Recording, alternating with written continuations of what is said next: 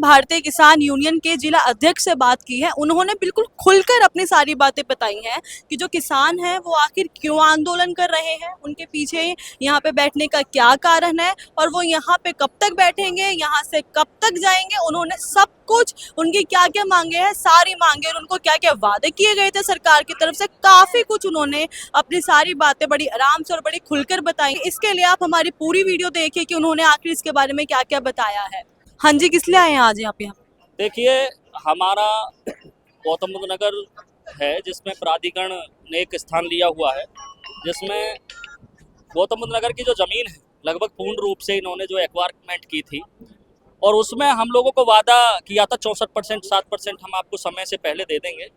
और उसी के साथ साथ इन्होंने जो रेट कम दिए थे उसमें हमारा बैठ करके जो इनसे मीटिंग हुई थी उसमें ये हुआ था कि हम आपको 10% प्लॉट देने का ऐलान करता है प्राधिकरण। लेकिन आज 2010 से 2009 से जो हमारे यहाँ जो ज़मीन का जो इन्होंने मुआवजा दिया था, आज तक इन्होंने ना तो किसानों का 64.7% दिया है, ना अभी तक किसी को 7% प्लॉट दिया है।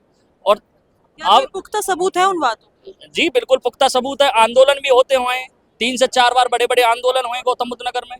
और शासन प्रशासन, देखिए किसान तो बहुत भोला होता है, किसान बहुत भोला होता है, उसे तो कोई कैसे बहका लो, बच्चे की तरह होता है। ये बिस्किट दे देते हैं, टॉफी दे देते हैं, अधिकारियां हैं, वो मान जाता है। लेकिन जब अति ज्यादा हो जाती है तो किसान क्या करेगा?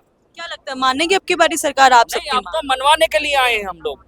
इतने सालों से टालती आ रही है तो क्या लगता है कि अब की बारी भी टल जाएगी देखिए बात, या मनवा के रहेंगे? देखिए लगभग 14 साल हो गए और किसान इतना परेशान हो चुका है और कर्जदार हो चुका है। कुछ किसान तो ऐसे हैं जिनको ऐसा था कि भाई हमें पैसा मिलेगा, 64.7% मिलेगा, हम ये करेंगे वो करेंगे, और महंगाई दिन पे दिन बढ़ती जा रही है। लेकिन आज तक प्राधिकरण ने किसी को ना तो 64% साथ दिया है किसी किसान को, ना उनको 7% प्लॉट दिया है, ना 10% प्लॉट दिया है। हमेशा से बहकाता हुआ है और सारी जमीन पर अपना कब्जा करके बैठा हुआ है। तो आज जो हम लोग दिल्ली कूच करने का हमने जो फैसला लिया है, या तो प्राधिकरण या अधिकारी विभाग इस चीज को दिमाग में रखता है, वरना फिर यहाँ पर आंदोलन और भी ऊंचे स्तर पर किया जाएगा। कहाँ तक पहुंचेंगे आज? आप दिल्ली पहुंचेंगे या नहीं पहुंचेंगे? नहीं, बिल्कुल पहुंचेंगे दिल्ली। लेकिन पुलिस ने बहुत ज्यादा इंतजाम कर देखिए, पुलिस है, जय जवान जय किसान। और किसान एक बहुत ही सभ्य है, उग्र नहीं होता किसान। किसान कभी ये नहीं चाहता कि हमारे देश की किसी भी सामग्री को क्षतिग्रस्त पहुंचाए या किसी देश की सामग्री को। लेकिन जब सामने से कोई वार करता है तो किसान का जो एक एक सिपाही होता है वो यह भी जानता है। आज बड़े दुर्भाग्य की बात है कि शासन प्रशासन इस किसान के सामने जवान को खड़ा कर देता है। जय जवान जय किसान हमारा एक नारा है, लेकिन किसान के सामने जवान को खड़ा कर देता है। लेकिन किसी चीज की एक लिमिट होती है। हम देखते हैं, हम लगभग 24 तारीख से यमुना एक्सप्रेस वे प्राधिकरण पर बैठे हुए थे, वहां उन्होंने सुनी नहीं। उसके बाद हमने दिल्ली का ऐलान किया, आज हमारा पहला दिन है। और अगर बैठने की तैयारी है यहाँ? जब तक हमारी मांगे पूरी नहीं होती, जब तक पूरी दिल्ली से किसान उठने वाला कहीं से है नहीं। अधिकारी क्या कह रहे हैं आपको जो आगे नहीं जाने? अधिकारियों से बात चल रही है, देखते हैं शाम तक इनका क्या प्रस्ताव निकलता है, क्या ये बोलते हैं, उसी हिसाब से हम जो सांसद तक जाने की तैयारी। बिल्कुल बिल्कुल बिल्कुल दिल्ली को पूर्ण रूप से घेरने का काम करेंगे। आम जनता परेशान होगी इससे, पूरी रोडों पे जाम लगा हुआ है, आने जाने में सबको परेशानी हो रही है। आज सोमवार का दिन है। तो व्यवस्था शासन प्रशासन की है। अगर शासन प्रशासन इन चीजों को समझता कि आम आदमी परेशान होगा तो उसको पहले से ही ये मांगे पूर्ण कर देनी चाहिए थी। लेकिन शासन प्रशासन तो ऐसा हो चुका है ना, जब तक उनको डंडा नहीं चढ़ाया जाता, जब तक किसान भूखा प्यासा बैठता नहीं, जब तक वो मानते नहीं। विरोध ही क्यों चुना, ऐसे आके प्रोटेस्ट ही क्यों चुना? आराम से भी अपनी बात मनवाने की कोशिश करनी चाहिए। नहीं, प्यार से भी खूब मनवाने का प्रयास किया है। सबसे पहले प्यार से ही जिद की जाती है, उनको समझ नहीं आती है। अब मैं बता तो रहा हूँ, लगभग 14 सालों से सब्र कर रहे हैं। सब्र एक ना एक दिन तो टूटता ही है। आप भी जानते हो, किसी चीज का एक सब्र होता है, उसकी एक समय सीमा होती है, और वो समय सीमा पार हो चुकी है इन लोगों की। और अब इन्होंने इतनी मतलब इतना वो बना दिया है पूरे क्षेत्र को कि ना तो किसी किसान की सुनते, ना किसी किसान नेता की सुनते, और ना किसी गरीब की सुनते, ना मजदूर की सुनते। क्या लगता है सरकार कुछ बयानबाजी देगी इसके ऊपर, किसानों के ऊपर अब बिल्कुल की देना बार? पड़ेगा। अगर किसान की अगर सुनती नहीं है सरकार, तो सुनना पड़ेगा, क्योंकि किसान यहाँ से उठने वाला नहीं है। अभी पहला दिन है, दूसरे दिन में और कुछ देखने के लिए मिलेगा, तीसरे दिन में और कुछ देखने के लिए मिलेगा। ऐसा नहीं है। आगे नहीं जाने दिया तो क्या आप कल भी बिल्कुल यहीं जाएंगे। यहीं पे ही बैठे रहेंगे, रात भर यहीं होंगे आप? अधिकारियों से बात चल रही है, या तो हमारी बात मानते हैं, वरना हम लगभग 15 संगठन एकत्रित हुए हैं, और आप जानते हो 15 संगठनों की ताकत कितनी होती है, और हम लोग अभी अधिकारियों से बात चलती की बारी मैं देख रही हूँ कि महिलाएं भी आप सभी के साथ शामिल है, इसमें योगदान दे रही है प्रोटेस्ट में। बिल्कुल पूरा क्षेत्र, पूरा उत्तर प्रदेश, पूरे उत्तर प्रदेश के कोने से किसान यहाँ आया हुआ है, और आज पहला दिन है। अगर ये पहले दिन में अगर अधिकारी नहीं सुनते हैं, तो दूसरे दिन में यहाँ कुछ और देखने के लिए मिलेगा।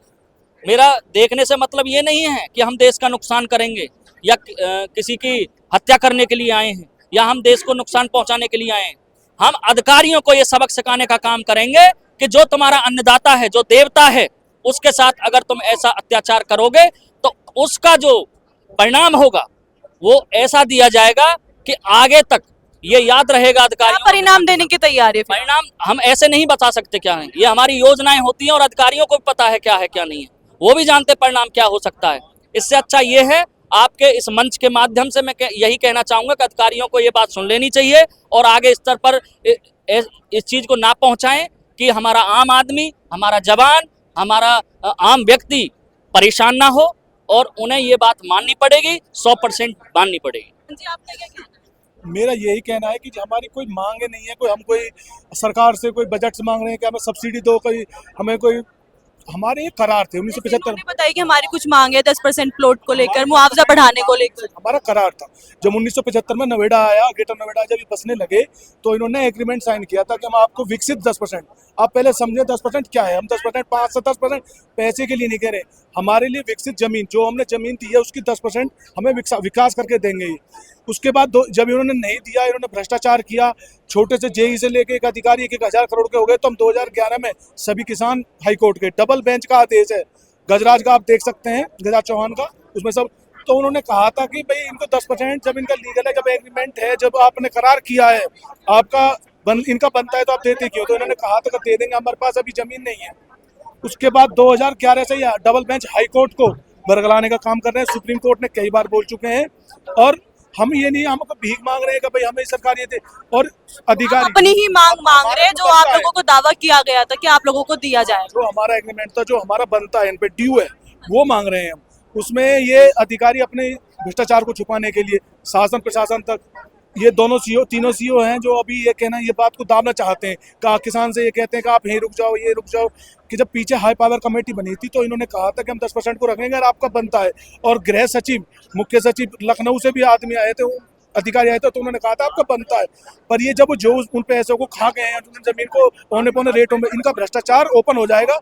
तो इसलिए हम दिल्ली जाकर, ये जब हमारे कोई नहीं सुनेगा, तो हमने प्रधानमंत्री जिसको बनाया है, तो हम अपनी गुहार उनसे ही तो लगाएंगे। तो हम पीएम के पास जरूर जाएंगे और अपनी आवाज को वहां तक पहुंचाने का काम करेंगे।